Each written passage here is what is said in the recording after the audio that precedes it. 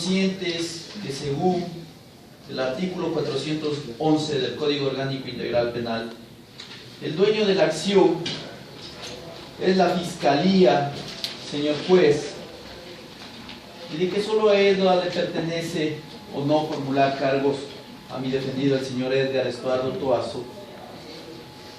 En esta audiencia no se ha contribuido con elementos para presumir la participación de mi defendido en un delito, como muy bien ha dicho, execrable, que ha causado alarma social, pero que no se ha demostrado, al menos en toda la indagación, un grado de participación o elementos conducentes para formular cargos a mi defendido. ¿Cuáles son los elementos con los que ha formulado cargos? Una partida de nacimiento con la cual justifica que tiene 10 años. Un reconocimiento del lugar de los hechos. El estado anímico, que es de pánico de la menor de edad, señor juez, pero sin embargo, el verbo rector del delito del cual ahora mi defendido acude ante usted, que es la violación, es el acceso carnal con introducción total o parcial del miembro viril por vía oral, anal o vaginal.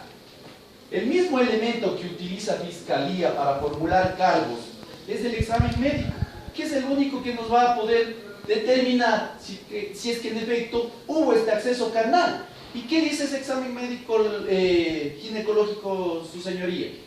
Que existen condiciones anatómicas normales, tanto en región vaginal, porque el himen se encuentra íntegro, como en la región anal. Fiscalía argumenta y solicita prisión preventiva diciendo de que el himen es flexible. Señor juez, pero la misma Fiscalía acaba de manifestar que este fue un presunto delito el cual se iba cometiendo 2 años.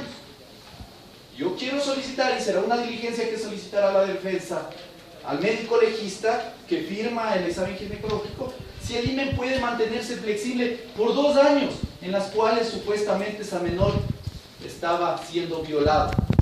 Y concluye ese examen médico legal ginecológico, señor juez, diciendo de que no existe, que todo está normal, simplemente que existe un estado de pánico y que la menor, con él y eso argumental y así ha motivado su pedido de prisión preventiva, se encuentra en un estado de pánico que ha trastornado su entorno social. No considera la defensa, señor juez, que esos sean elementos suficientes para formular cargos en contra de mi defendido, ya que el artículo 595 del Código Orgánico Integral Penal manifiesta en su numeral 2 que deben existir hechos relevantes. ¿Cuáles son, señor juez? Una valoración psicológica en la cual se concluye que en efecto existe un estado de pánico, que no puede ser simplemente producto del presunto delito del cual se le está investigando a mi defendido. Pero sí podemos creer que no existen estos hechos relevantes cuando el examen ginecológico, que es la prueba madre para este tipo de delitos, nos manifiesta que se encuentran en condiciones normales. El delito de violación lógicamente atenta contra la integridad sexual y va a alterar lógicamente sus características físicas, biológicas y fisiológicas, las cuales se encuentran intactas en la menor. El numeral 3 del artículo 595 para formular cargos dice que los resultados de la investigación deben ser fehacientes. Ha tenido toda la indagación previa para demostrarnos eso. ¿Y qué tiene? Una valoración psicológica que es una versión de la menor. Porque el examen, que también con eso solicita prisión preventiva, señor juez, es favorable a la defensa, como usted ha podido escuchar. Sobre el pedido de prisión preventiva, su señoría, tengo que redundar en esta situación, porque los mismos elementos que está utilizando Fiscalía son los que le sirven a la defensa. Porque el artículo 534 del Código Orgánico Integral Penal manifiesta que deben existir elementos de convicción suficientes, los cuales no los tiene Fiscalía. Ha tenido toda la indagación previa y no las ha obtenido. Repito, tiene un examen ginecológico favorable y tiene simplemente una versión.